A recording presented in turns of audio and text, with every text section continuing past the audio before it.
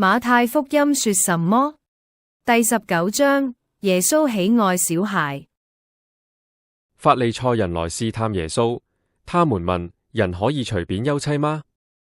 耶穌說：神起初造人，是造一男一女，所以神所配合的，人不可分開。許多小孩被父母帶來，門徒想攔阻。耶穌說：讓小孩子到我這裏來，不要禁止他們。凡像小孩子般信靠的，必能進天國。有一少年的官來問：我該做什麼才可得永生？耶穌說：變賣你一切所有的，來跟從我。他就憂憂愁愁地走了，因他的財富很多。耶穌對門徒說：駱駝穿過針的眼，比財主進神的國還容易。